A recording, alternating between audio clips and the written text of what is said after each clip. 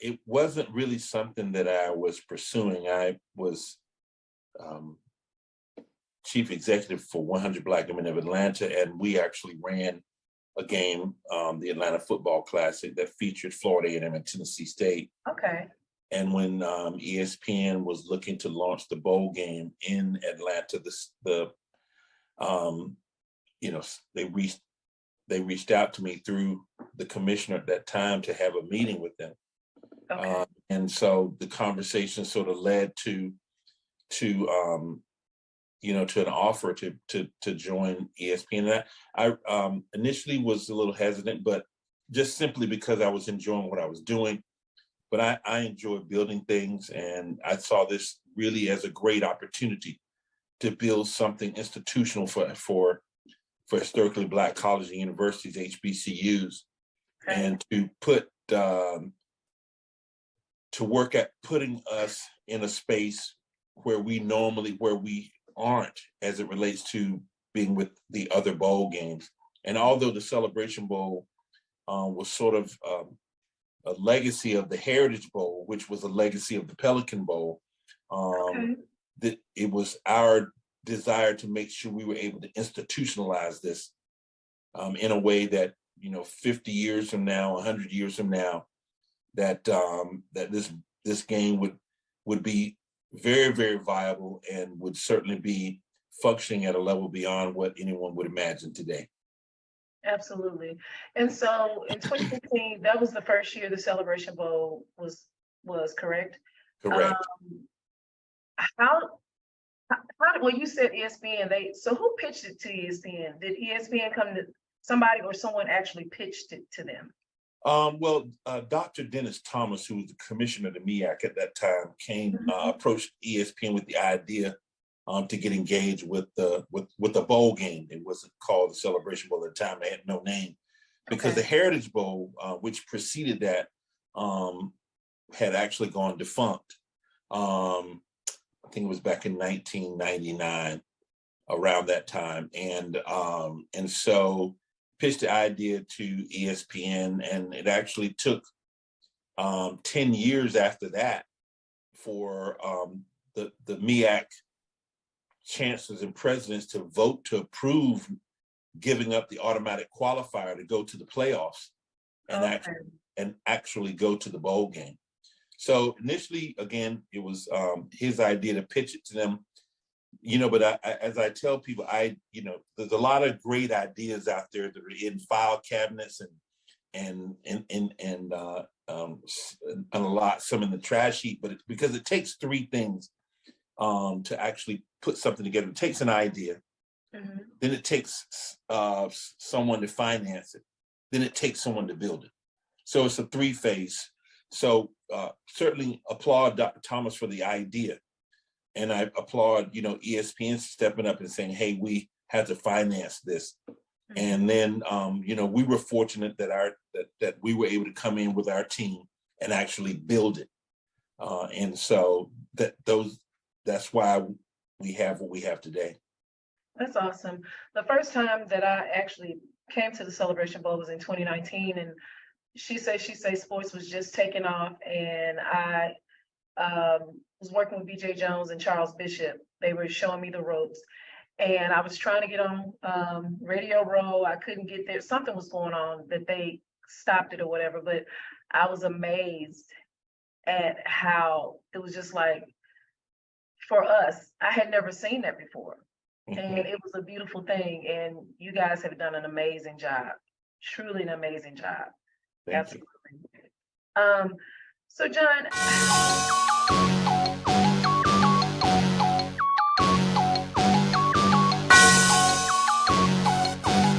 Yeah. I love my HBCU.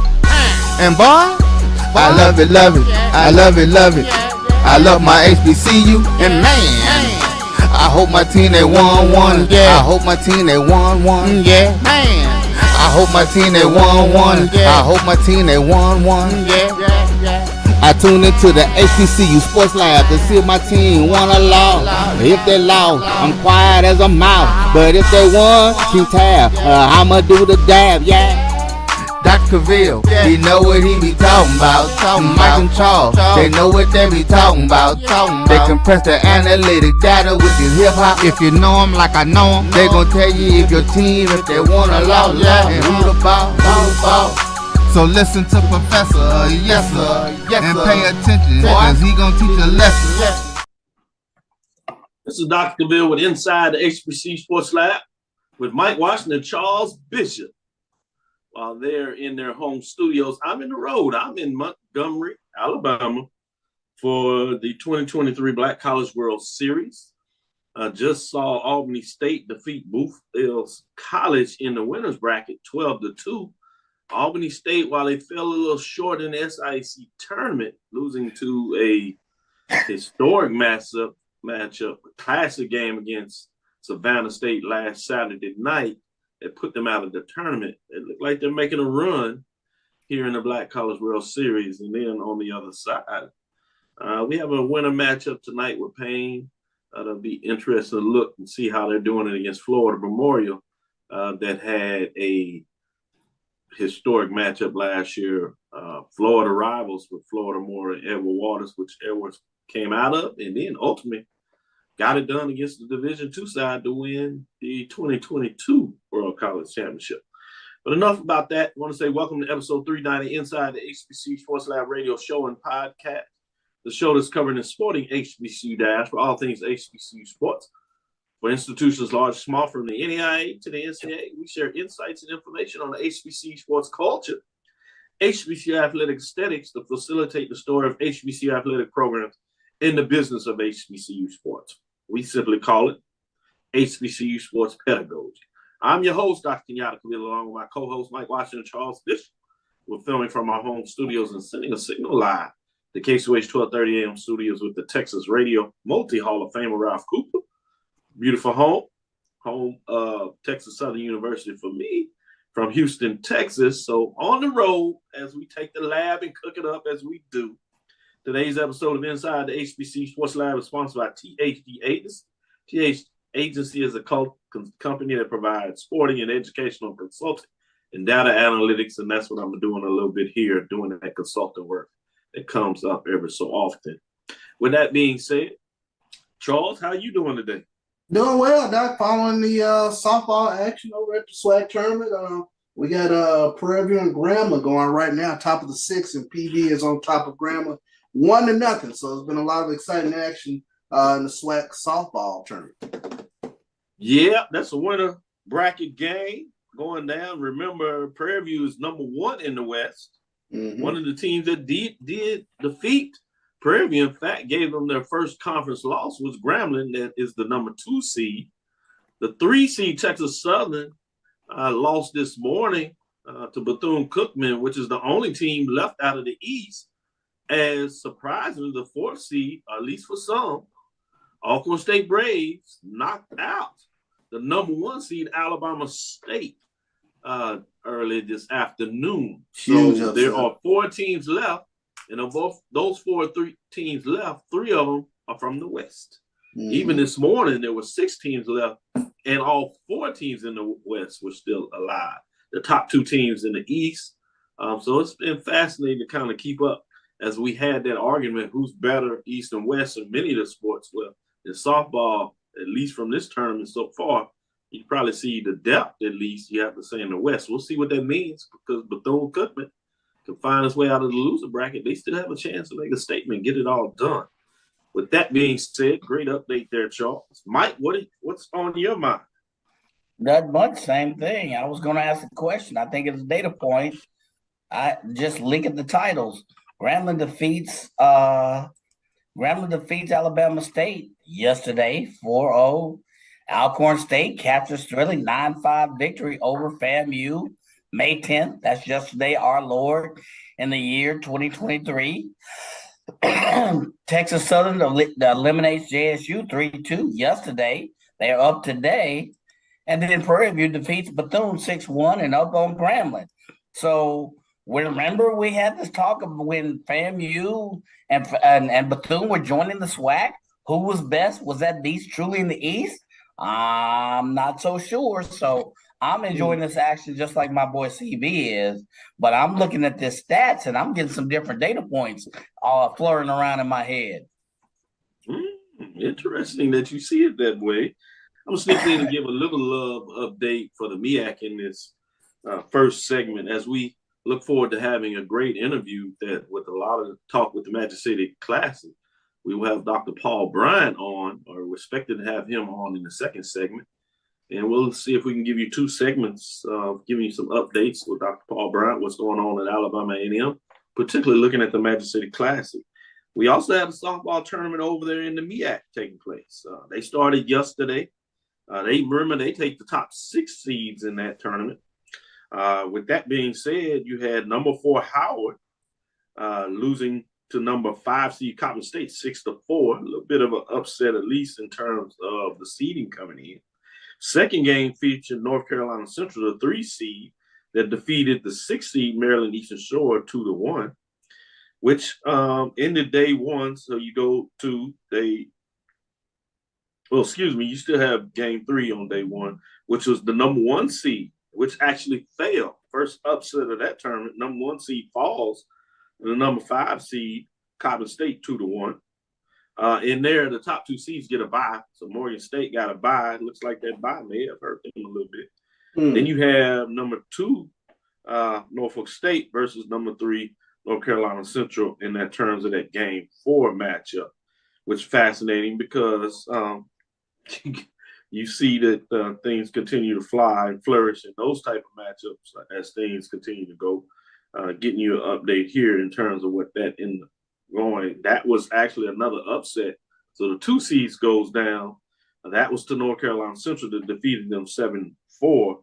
Central is actually leading in the 4th in terms of the winning bracket game against Coppin, which they're leading 8-1. In terms of game 5, that first loser bracket game featured Maryland and Eastern Shore and Morgan State. In terms of who going home, guess what happened to Morgan State, the number 1 seed? Wow. They were defeated 11-7. 2 in barbecue for the number 1 seed. Wow. That hurts. Yeah. That was interesting to me in terms of what that looks like. So obviously another loser bracket game was Howard in terms of early action this morning. You had Howard surviving, and they knock out the 2 seed, which is Norfolk State, 5-1. So the 2 top seeds go 0-4 in the tournament. Norfolk State is hosting the tournament.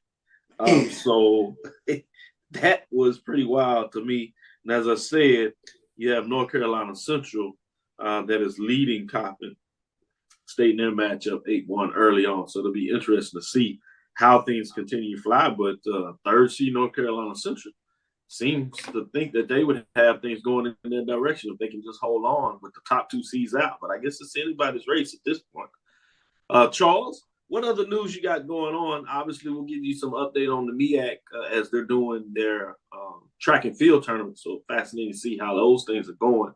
Seeing some updates with Howard just seems to be dominating that plan, particularly for the women as they continue to shine as they've done over the last couple of years. But with that being said, Charles, what do you want to bring to the table in terms of HBCU news of the day?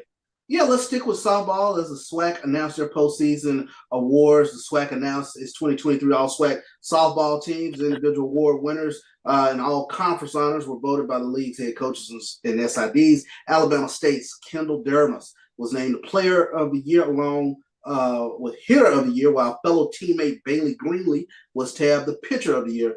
Prairie View A&M's Aaron Talley was selected as the Newcomer of the Year, and Grambling State's Khadijah Collins took home Freshman of the Year accolades.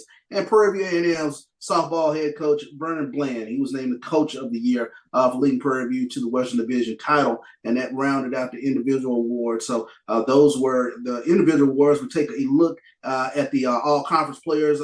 First team, Viviana Figueroa from Prairie View, Venice Sanders from Alabama A&M, Jada Gardner from Alabama State, Khadijah Collins from Grambling State, Serena Herbertson from Alabama A&M, Kendall Dermus from Alabama State, Jania Davis from Florida A&M, Michaela Irvis from Florida A&M, Bailey Greenlee from Alabama State, Halen Gonzalez from Bethune-Cookman, Kaylin Massey from Prairie View A&M, and Madison Myers from Alabama State. They represent the first team, all conference honors, for the 2023 all conference softball team.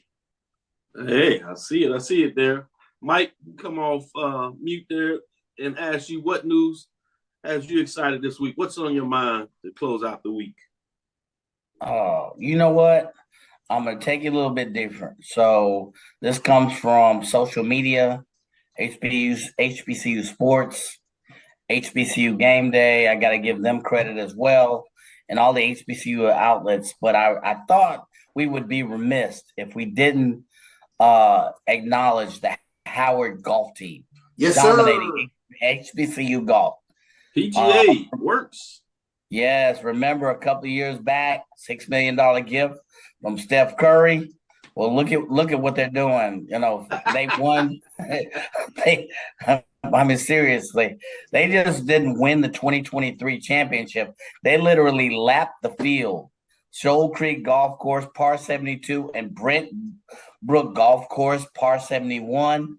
You know, for those of you who play a little golf, you know how challenging these courses can be. Combine the host of 2023 PGA Works College Championship. Howard University won by 57 strokes over second place North Carolina A&T and 67 strokes over Florida A&M. Yeah, they doing it like that. So kudos to them. I won't be long with this because last time I got it, y'all said I was long, but kudos to the investment by Steph Curry, but kudos to the program more so, you know, and some of the key golfers in this program. I mean, they are exuding excellence. Good stuff, and I appreciate your brevity into it. I thought it was an excellent report, but since you want to bring it up, we will celebrate the fact that you were able to muscle through that. That being said, Charles, what other news you want to bring to the table? Well, since Mike left you a little bit of time. Left me a little bit of time, and I wanted to mention Kentucky State. They won the Division II side of PGA Works. So kudos Kentucky State's men's golf team in terms of what they did at the PGA Works tournament as well. Just to let you know how small the world is, I'm actually flying into Birmingham to drive down to Montgomery because I didn't want to do all the plane hopping. You can't really get a straight flight into Montgomery out of Houston unless you go through Intercontinental, and that takes me an hour to get across Houston. Anybody knows about how big the city here is. So it just didn't make sense to me. If I'm gonna drive out, I'll just do it on the backside. Anyway, so I'm picking up my rental car, and I see Coach out TSU's golf coach, and he talked about PGA work in terms of how things were getting going. So kudos to him in terms of Coach Willie Schenkel, as he already got a championship. So that was cool in terms of what that looks like. So I did want to give that update. With that, let's go into our first break. We'll come back on the other side. We should have our guest in here, and we'll get Dr. Brian on, Alabama A&M AD, and see if we can find some updates to see what's going on. Mike, you're going to have to take this one on the heel up there at Alabama A&M. We'll be right back after this short break. You're looking for the latest information on Southern University sports, the Southwestern Athletic Conference, and HBCU athletics. There's only one place to go. Tune in to the Carlos Brown Show, exclusively on the Black College Sports Network. The human voice has always connected audiences with experiences. Major brands all across America have trusted Kever's voice time and time again. Conversational, powerhouse, intelligent, and sincere. That's the voice you need for your creative marketing process. KEAVERSVOICE.com. Kever's Voice, Kever's Voice, KeversVoice.com. Always on, all the time. Are you hungry for authentic Caribbean food like jerk chicken, oxtail, red snapper, shrimp, tofu, and rasta pasta? Well, find your way over to Mango's Caribbean Restaurant, 180 Auburn Avenue, right next to Royal Peacock in downtown Atlanta. Them belly full, but we hungry. Mango's Caribbean Restaurant, open daily from 11 a.m. to 10 p.m. And on Friday and Saturday, we're open till 4 a.m. Come to Mango's and put some spice in your life. So we've got a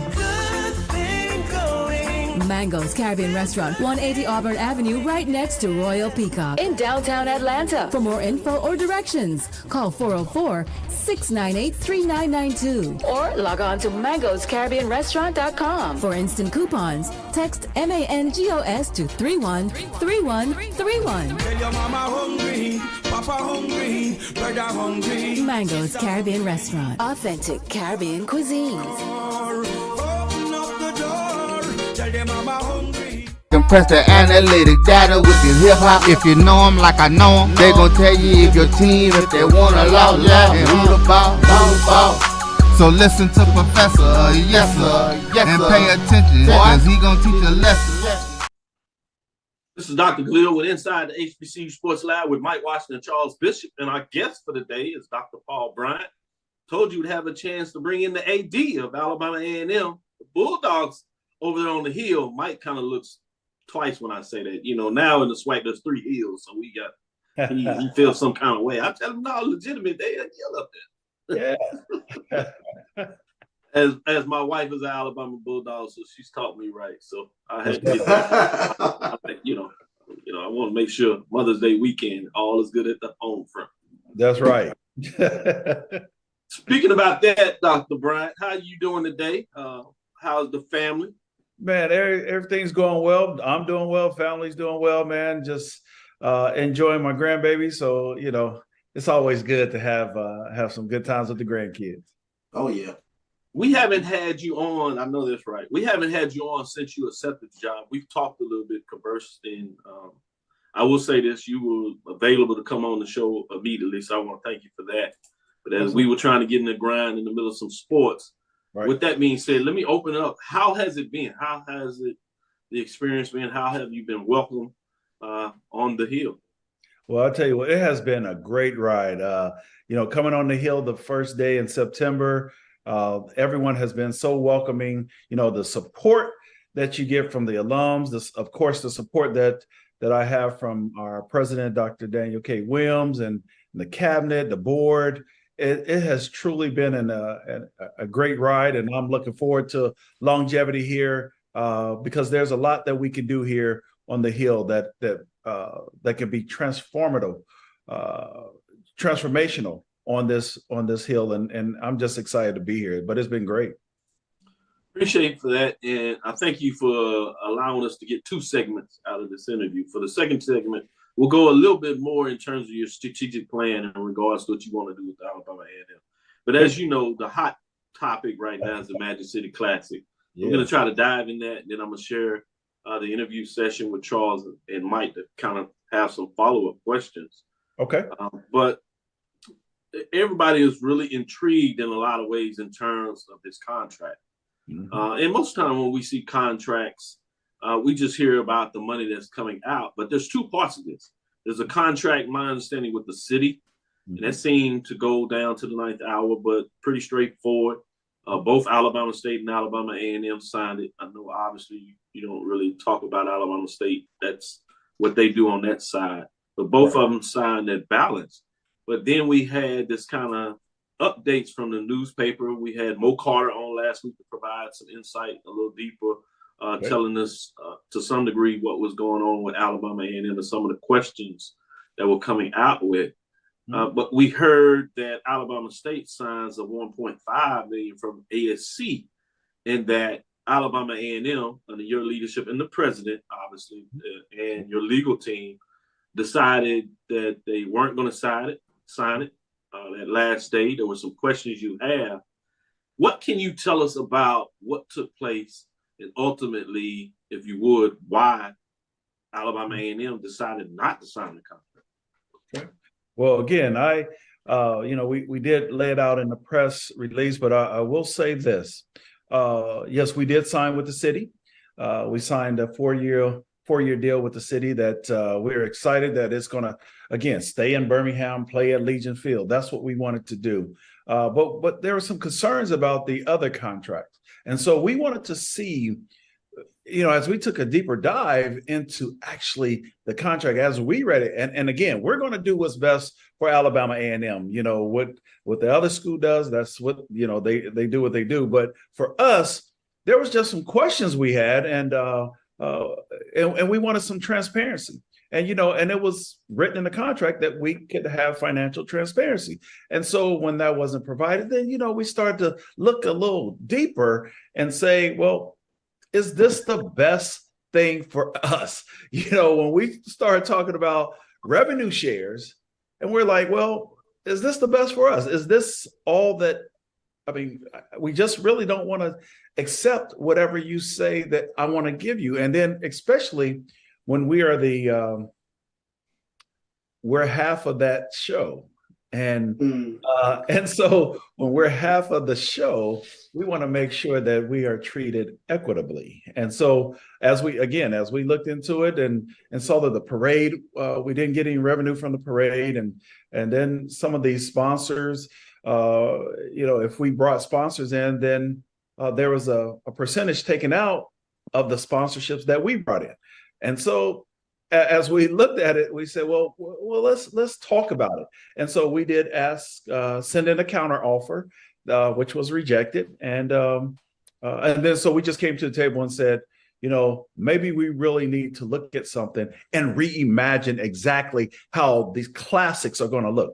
And yes, it was the Magic City Classic, but we're looking at the Lewis Cruz Classic. We're looking at my homecoming. We're looking at the entire game day experience throughout every home game I have. It's how we reimagine and how we maximize the revenue that we can get at our institution.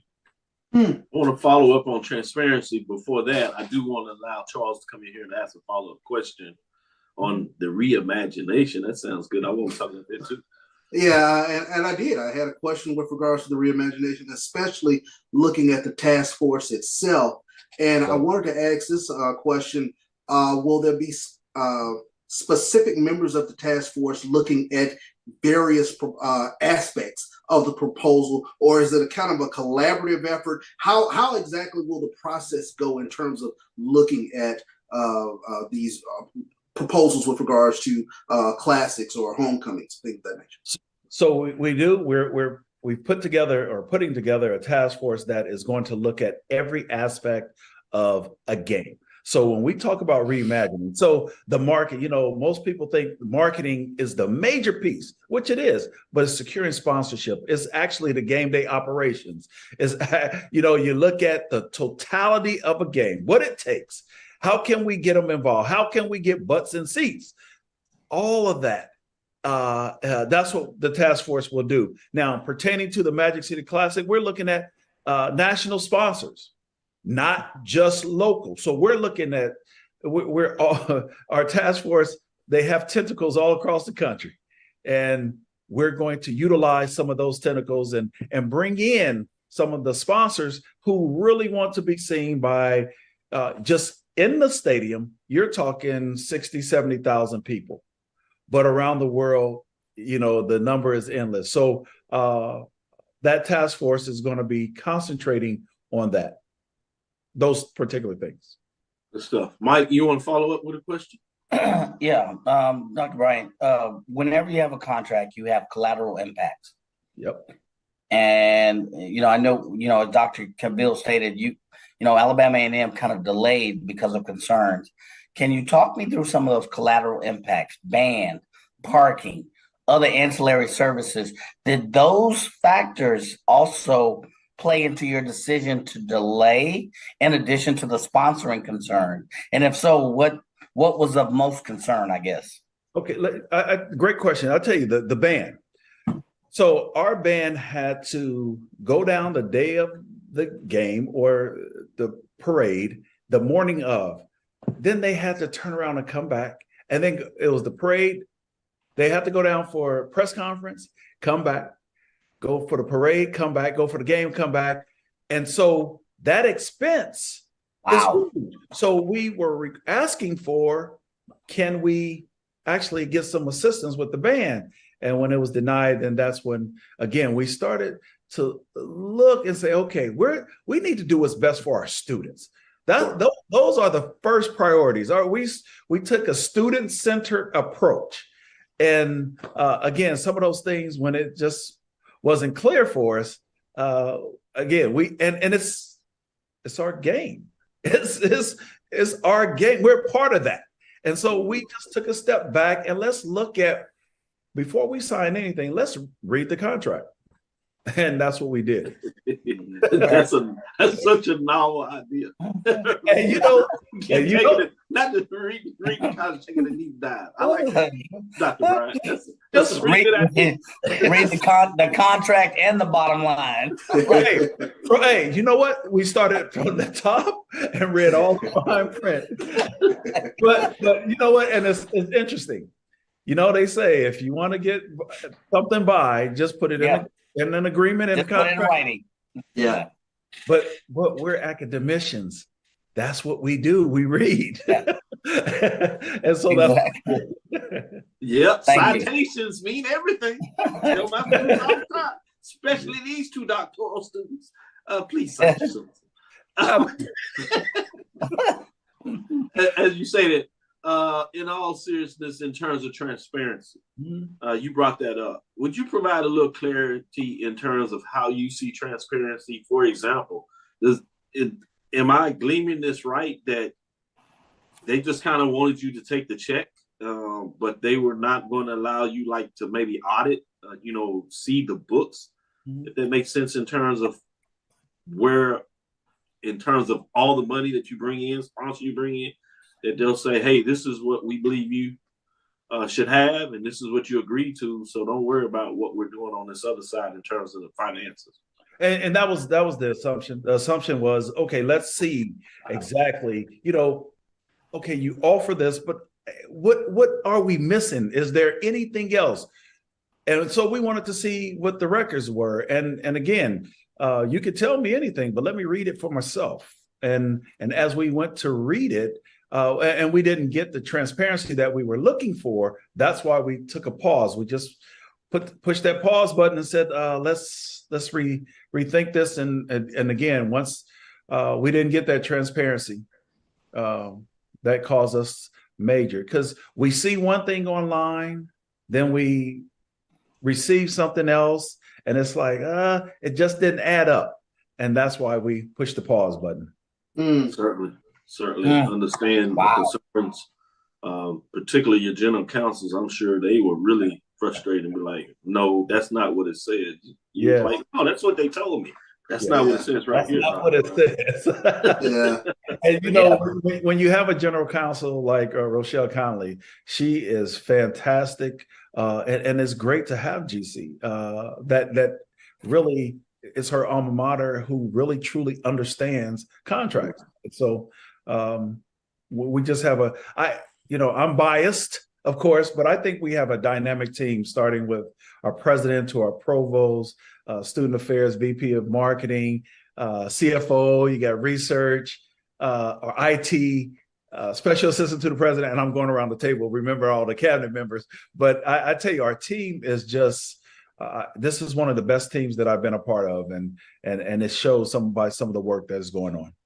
I want to, on the other side, get a little more into what a team and athletic director, VP of athletics, in terms of what that looks like in terms of working through a project with the president and those key members of your team, and then you sitting on a leadership team, what that looks like for all the listeners that may not be aware of that. But before we get to that and take our first break, I do have one more question I want to follow up in regards to this new team that you're putting together.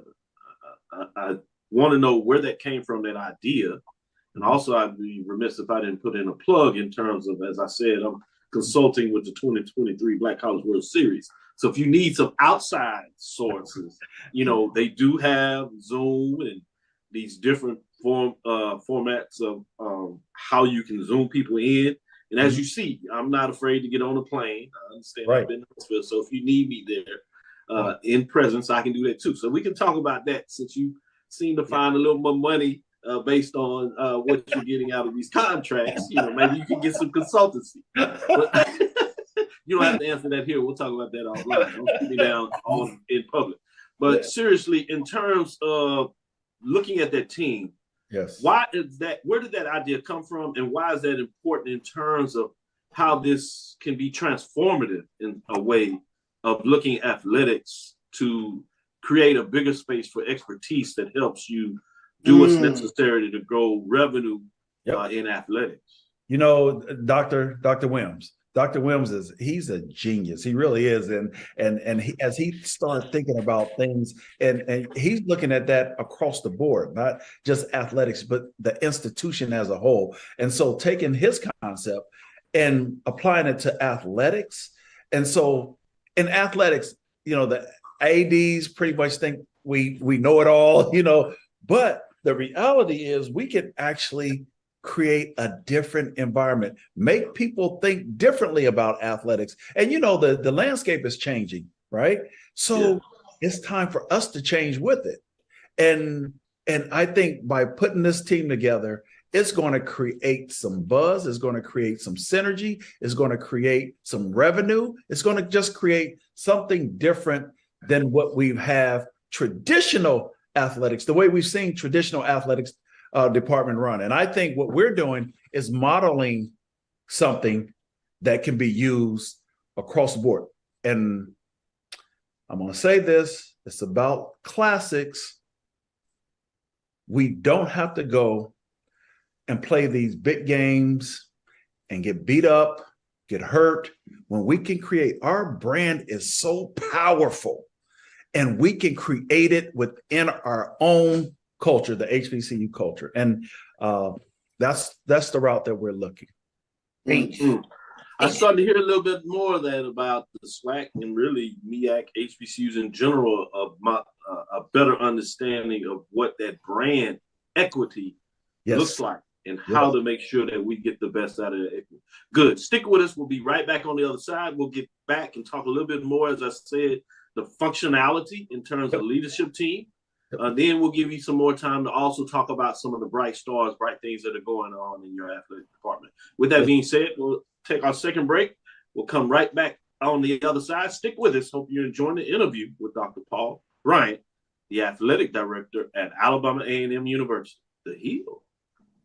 T. Madden and Associates is a sophisticated and experienced law firm located in your neighborhood. We're turning injury to cash. T. Madden and Associates obtained almost $2 million for my injury. They turned my injury to cash. Now, we can't guarantee how much your injury is worth, but we've recovered millions for our clients. Call T. Madden and Associates at 833-PAID-123. That's 833-PAID-123. This is Brian Fulford. AD Drew and I are co-hosts of the BCSN Sports Wrap. We talk about all things related to HBCU athletics. From the games, teams, coaches, and fan interest stories, we cover it all. You can find our shows on Facebook at BCSN Sports Wrap, YouTube at MyJBN Online, and everywhere you listen to podcasts like Anchor, Spotify, Google, and Apple Podcasts. You can also find the show on the Jericho Broadcast Network's app. Make sure to download. We look forward to you joining the conversation and being a part of the show.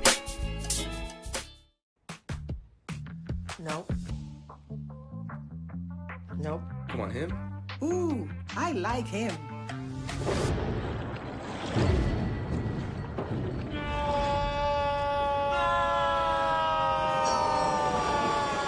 Quick, the quicker picker-upper. Bounty picks up messes quicker, and each sheet is 2 times more absorbent, so you can use less. He's an 8. He's a 9. Bounty, the quicker picker-upper. Compress the analytic data with your hip hop. If you know them like I know them, they gon' tell you if your team, if they want to law, and who the ball. So listen to Professor, yes sir, and pay attention, cause he gon' teach a lesson. This is Dr. Cavil with Inside the HBCU Sports Lab. I'm on the road at the 2023 Black College World Series, serving as a consultant for this great tournament that features a championship format that will come down to the best of the NIA, best of the NCAA Division II. But at this time, I'm with Mike Washington, Charles Bishop, interviewing Dr. Paul Bryant, the AD of Alabama A&M. Well, we stopped off and promised our listeners that we'd give them a little insight in terms of the org chart in some way, in terms of what that looks like in the functionality of the university, but specifically from the angle of athletics. Obviously, your leadership team, if you talk a little bit about that, who are some of the functionalities, who's getting it right, hopefully, in terms of your leadership team, It helps the functionality of what a lot of the alums want to see take place with the Bulldog athletic program. And then the next part of that is talk a little bit about that org chart as it goes higher in terms of that leadership team. What is the functionality and how much of that cross linkage in athletics? In some places, we kind of talk about athletics as if it's a silo, but obviously, as we know in terms of university, there's many tentacles in terms of the cross tabulation and the functionality of athletics that has to go throughout the university. Okay. Well, Dr. Cavil, first I wanted to, I know you're there in Montgomery at the Black College World Series. Just a quick question. What AD won that national title last year? Do you remember? Oh, Edward Waters University. Edward out Waters. of Florida. A team that was transitioning from NAIA to Division II. Baseball program also won the softball in that as well. And that is Edward Waters University under your leadership as the AD. They understand. Well played. Well played. And they got it done as they defeated Division II, and you have taken that program in all seriousness from the NAIA to the NCAA Division II under the great president's leadership there as well. Yeah, you've been putting in some work over the last couple of years. Yeah. No, I just had to throw that in. Yeah, you want to shout out? I like it. And they still in the tournament now. To credit. They had a tough loss yesterday, bounced back this morning, so they're still in the fight. That's good. What'd you say, Mike? Nothing. I won't say it here. I'll say it between. I'll say it. I got different words than well played. All right, Mike. But I'm sorry, but I tell you what, no need to apologize. That's what we're here for. Who says you can't get to work and also have a little bit of fun? Yes, indeed. Right. That's right. I'll tell you, in our athletics department, we our leadership. I have a meeting. I call it the 8:30 a.m. huddle every morning, and I meet with my senior associate AD, my senior woman administrator, I call it my CFO, but she's the business and finance analyst, and my executive assistant. And what we talk about are just how we operate our department. Those are the key stakeholders. And then every Monday morning, I have a meeting with my SID, my head athletic trainer, head strength conditioning, my business, my operations person, and the FAR, he attends, and I have a mental health specialist.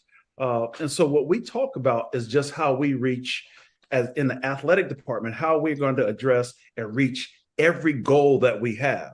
And so you talk about the how things interchange on the campus, and I sit on the presidential cabinet, and when I tell you, typically you have angst between the provost and the athletics department, and here we are seamless. And truly, Dr. John Jones have created, I say Dr. Williams, of course, but Dr. Jones as a provost has created an environment for us in athletics that we work so hand in hand. And then we have student affairs, Dr. Brock Talley.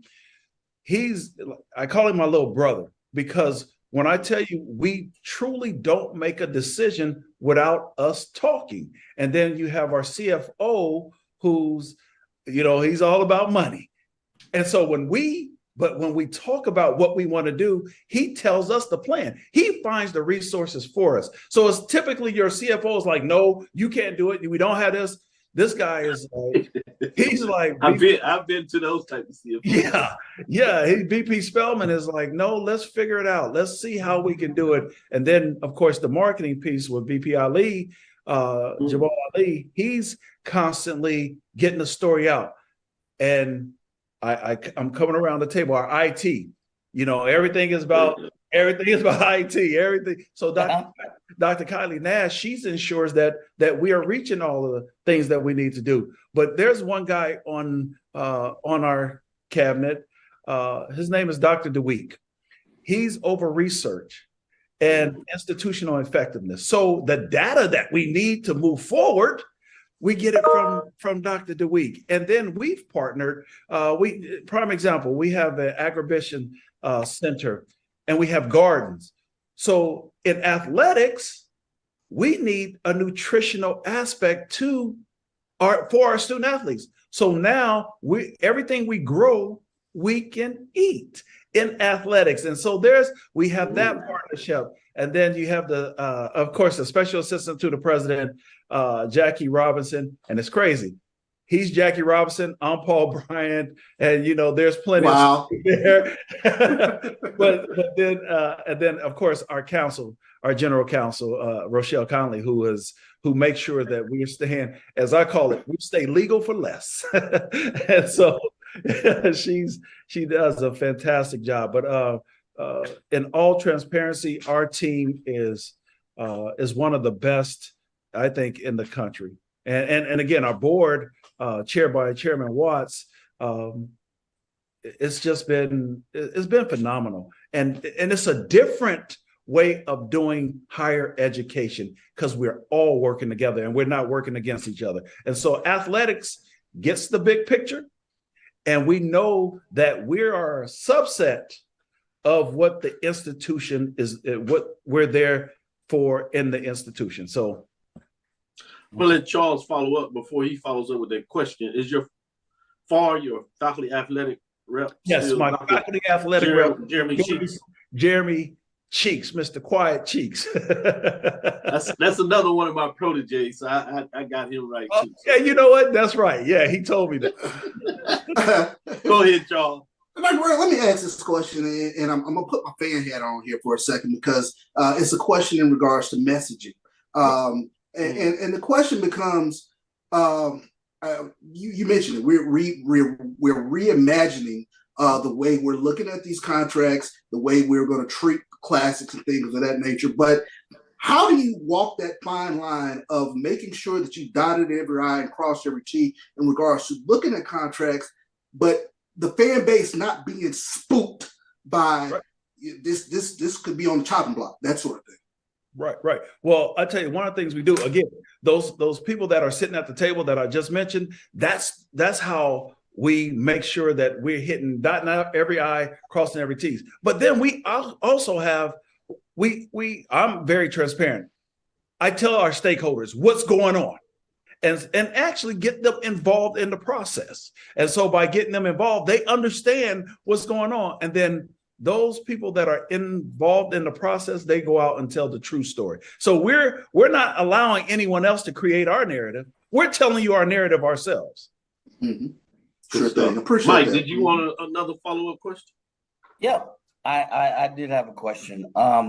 You talked about engaging your stakeholders. And as I look at your background, I had a chance to read it when we heard, you were going to be in the show. South Carolina State, donations doubled. You look at Grambling, financial challenges, facilities needs met. You look at Edward Waters, facility upgrades, and you've been able to engage different stakeholders at the same time, address the needs of the organization. This is not a sports skill set. This is a business skill set to engage all of the stakeholders and yet address the need, because the needs of the organization are going to be different. So my question to you is, where's the root in the gumbo? What's the secret sauce?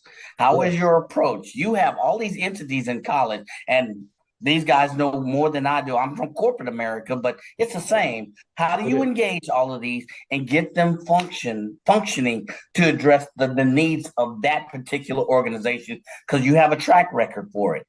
Yes. I think, again, getting them engaged in the process. When I talk about here's what we want to do, I bring them to the table. But to be quite transparent, I actually learned that sense from my parents. Both of my parents are ministers. My mom is still my dad has passed on. My mom is still the pastor of the church.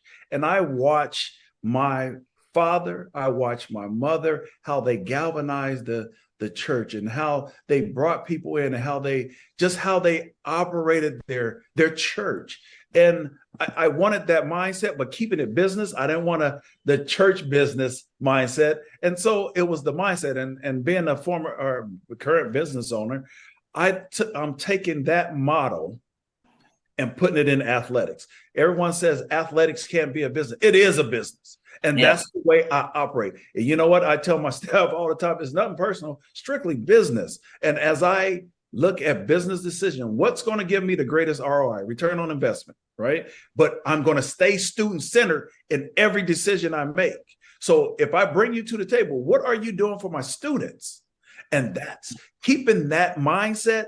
I always say, by being student-centered, there's no way we can make a bad decision. And so at the table, when we're talking and someone wants to do something, I'm saying, how is that going to affect our students?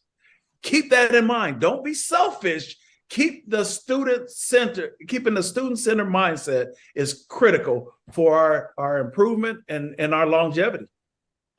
Okay, thank you. Dr. Brown, I think you touched on this a little bit, but I wanted to go back and maybe take a deeper dive in terms of specifically, what are your thoughts on the proverbially quote unquote term out the money games, where FCS programs play up against FBS programs? Particular, you have the G5, what many people call a P5, NCAA calls them autonomy 5. Right. But in conjunction with that, this classic model that you're reimagining, how does that model help eliminate the need maybe for money games? After you give me your thoughts generally on money games themselves. Yeah, I know we had to do it in the past. We had to play these money games to meet budgets, to assist in facility upgrades and that sort of thing. But then if you take a step back and look at the damage it truly does versus the amount of money that you have to put out to play those games, the return on investment for you, like it just didn't it was so far outweighed that I don't think that we should have to. And then when you talk about we're FCS, we're playing FBS school, and they can only offer us $350,000, $400,000. However, all your expenses have to come out at, you're bringing home maybe $100,000.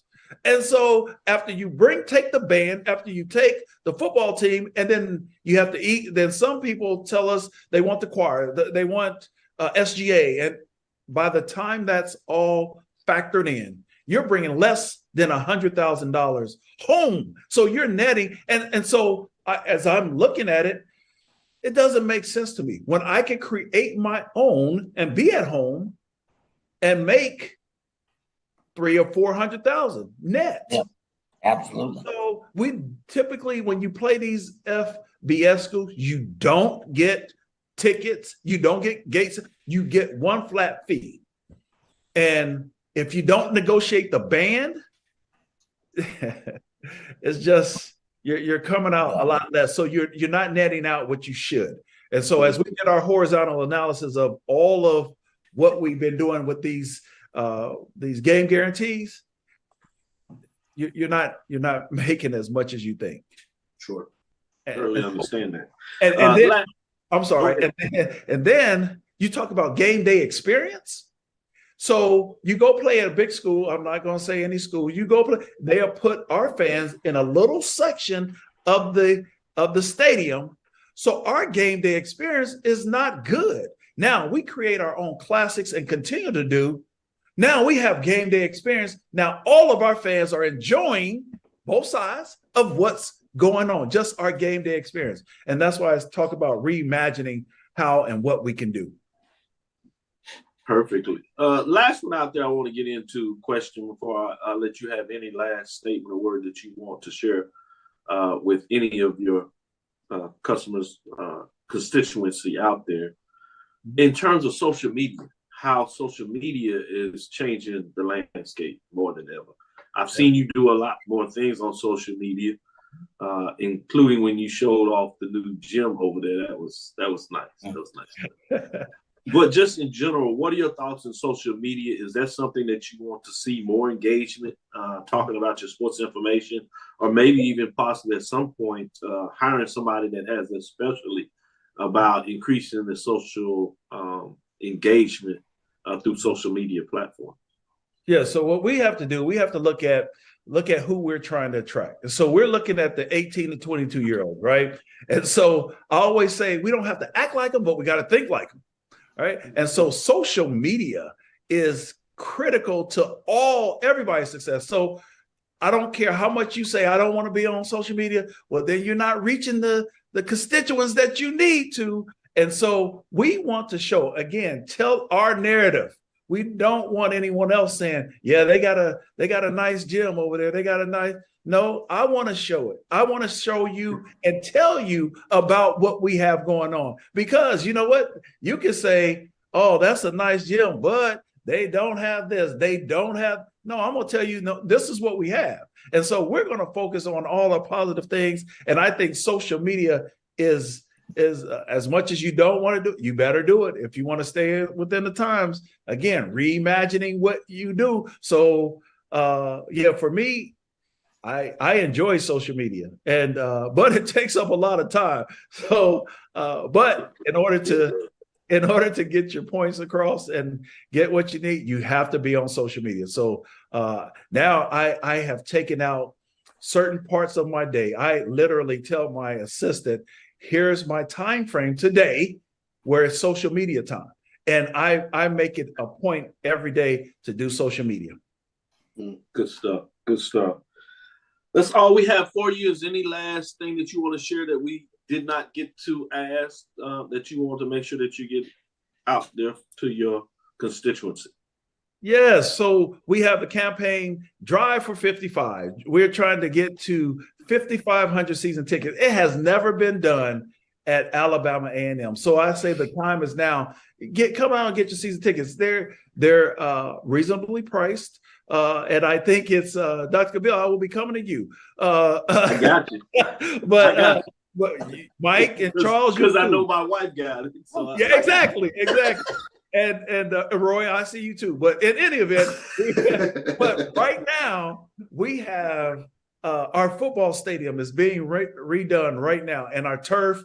So we have new turf going in. We have a new locker room coming for our football program. We're talking about getting lights out on baseball, softball, soccer, tennis. I just purchased 8 cameras for our tennis courts so that we can now stream our tennis matches. And then, because we have kids from all across the country and the world, let their parents be able to see them. And so we have some synergy going on. Tailgating is going to be off the chain. We actually have water hookups, power hookups.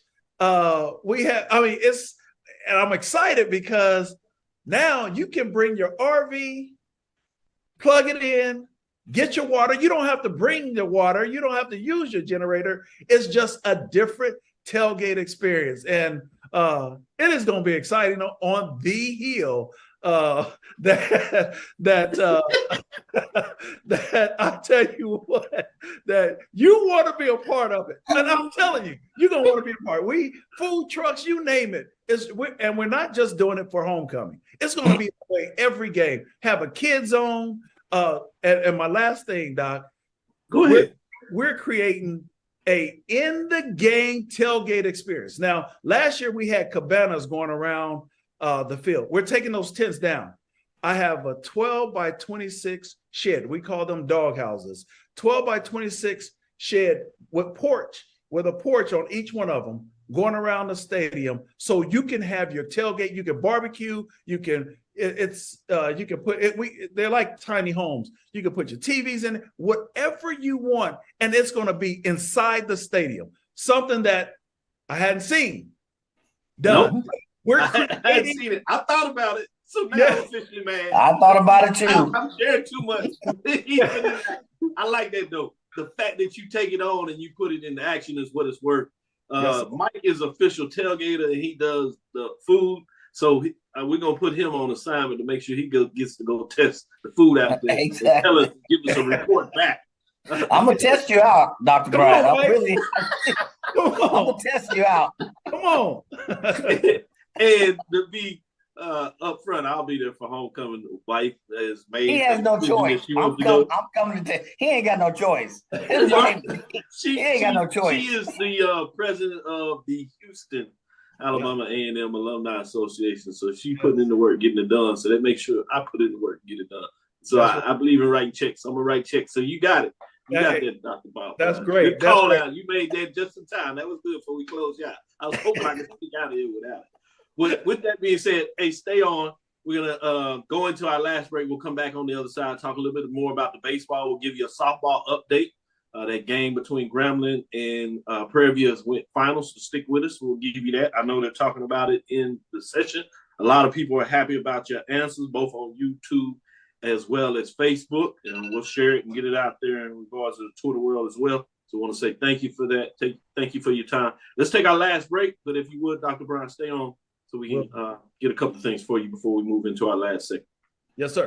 Now, you can live in Texas and not have a good red meat blend. Texas Cowboy Dust is designed for steak and other red meats. It's out to be my most popular spice blend, made with onions, peppers, ground mushrooms, pink salt, and other spices.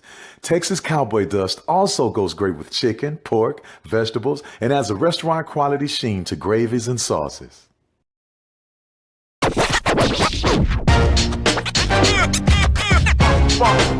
It's like a loop machine. Going around town, people trying to get down. Vanilla smoked sea salt seasoning is for seafood. The tarragon and fennel bring out the natural sweetness in seafood. I also use it in rice dishes, on yams, asparagus, blueberry pancakes, and believe it or not, chocolate chip cookies. Vanilla smoked sea salt adds a salty and savory component to sweet dishes that create a symphony for the tongue. From novice to aficionado, find yourself here. High quality cigars plus personal customer service. Slow Burn is Waco's only mobile cigar lounge, featuring a meticulous, curated collection of premium cigars. Visit our website, www.slowburnwaco.com. That's www.slowburnwaco.com. The Cavil Group is a Florida-based marketing and training consulting firm. We help businesses communicate to their target audience and engage them in conversation. We also help to expand their audiences, which will ultimately result in growth for those organizations. In addition to being a certified constant contact specialist, my colleagues and I are also certified in John Maxwell Leadership Principles. We use these proven principles to conduct workshops, training, and private coaching sessions for individuals and companies looking to take things to the next level. Contact us to schedule a free consultation. Issues today, don't delay, call Cavil. Press the analytic data with your hip hop. If you know them like I know them, they gon' tell you if your team, if they want to loud, and who the ball. So listen to Professor, yes sir, and pay attention, cause he gon' teach a lesson. This is Dr. Cavil with Inside the HBCU Sports Lab with Mike Washington and Charles Bishop. I hope you enjoyed it. I'll say it. I didn't say it then. Go Bulldogs. You know, we usually in our interviews cheering on the mascot of whoever we interview, particularly if it's one of our HBCU institutions. Mike had to say it off the record, but we won't tell anybody that he said it. Oh, did I just say that out loud? Charles, let me ask you this as we get back into it, give you the update. Prairie View defeated Grambling 5-2. They exploded for those 4 runs in that last inning. Bottom of 6, making it 5-0. Kudos to Grambling. They were able to put up 2 runs, including kind of stealing home on one of the plays, close play to plate. But she got in and slid under, but they got the out. So Prairie View moves on basically to the championship game as they wait and stay undefeated, push Grambling into the loser bracket. So we'll find somebody going home this evening, and then you have some teams that will fight it out tomorrow, Friday, to see who will face Prairie View. Fascinating in terms of what's taking place there in terms of those matchups. So I did want to give that update in terms of what that looks like. Give you also an update in the MEAC, where North Carolina Central has defeated Coppin State 10-1. So that game has gone final as well. So it's getting interesting in terms of these matchups of what's going down. So Friday, you will have in the MEAC number 6 Maryland Eastern Shore versus the game 6 winner, which was Howard. So you have Maryland at number 6 seed versus the number 5 seed. And then whoever loses that game will end up playing North Carolina Central, the 3 seed, to final see who will be the matchup in the championship game in the MEAC. So things are going down in terms of that. So with that being said, let's get into some of these matchups, if we would, in terms of showing what's going to go down on the baseball side of things before we close it up this last weekend, starting in the East Division. What are some of the key matchups that you want to look at, Charles, in terms of the East Division? Key matchup over in the East Division. I think you want to see if Jackson State continues the momentum. They got Valley coming in for Mother's Day set. So Jackson State, they won 2 out of 3 over the Florida schools, Bethune-Cookman and Florida A&M the past 2 weekends. They got Valley coming in this weekend. So you want to see if they continue that momentum going forward. But I think when you take a look for the most part over there in the East, I think things should kind of hold sway. I think Alabama State has Alabama A&M, if I'm not mistaken. Alabama A&M comes into Montgomery. The big one probably this weekend, Bethune-Cookman and Florida A&M. I think that's the one you want to keep an eye on. Yep, the second part of the rivalry is going on in the East. I like what you said there in terms of Bethune-Cookman and FAMU, but I am fascinated to see if Jackson State can continue that momentum over Mississippi Valley. So, Mike, I'm going to ask you on the West side, what are your thoughts in terms of what's taking place in the West? I imagine I can guess what's going to be your big game, but I'm going to ask you anyway. What's the game that you're looking at this weekend? I like that TSU Prairie View game. I want to see what happens with that series. The two have played closely together. I definitely want to see what happens with that one. I think Grambling also has an interesting matchup. You know, they've got Pine Bluff, and we talk about Pine Bluff, but Pine Bluff has pulled some upsets at times. But the one that gets my attention is those Tigers against the Panthers. Both on losing streaks, Texas Southern on a 2-game losing streak. And again, you don't know what you get with Texas Southern. You don't know what you get with Prairie View lately. And then so you're gonna be battling with 2 opponents where you don't know what you get. And last but not least, I think that Southern Alcorn should be interesting. Yeah. But Alcorn State's in the toilet. So right now for me, it's that Texas Southern Prairie View game. Yeah, it'll be interesting as we got some rain this week. What is the weather looking like, Charles, for this weekend? That's the million. I think that's the $1 million question. I think you're gonna, from what I saw, you're gonna have some showers passing through this weekend. So we'll see how the severity of those showers. But Southern's sitting right there, right behind Texas Southern Prairie View in the loss column, nipping on the heels. So that becomes an intriguing series as well.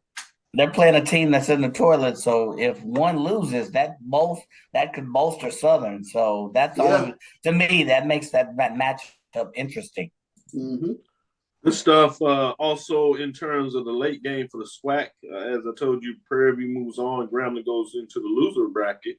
They will face the winner of the number 2 Bethune-Cookman and number 4 Alcorn State. That's Bethune-Cookman out of the East. The only team left in the East, and number 4, Alcorn State. Braves that are hot, playing some good baseball out of the West.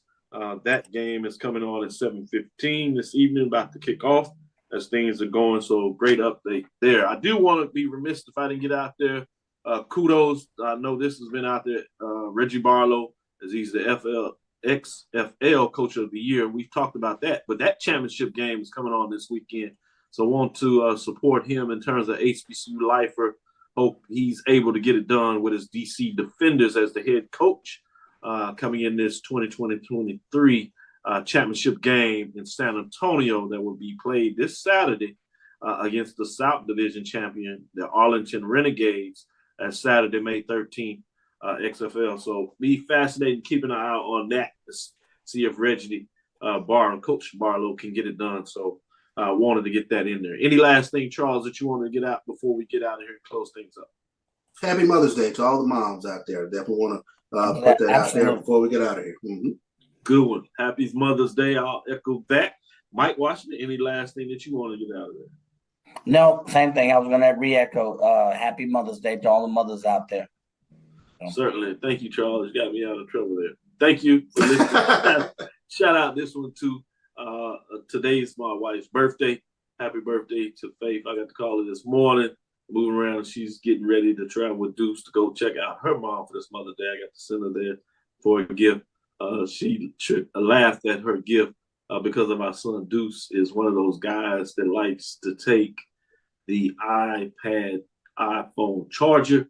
So no matter how many we purchase in the house, he seems to come get our plugs.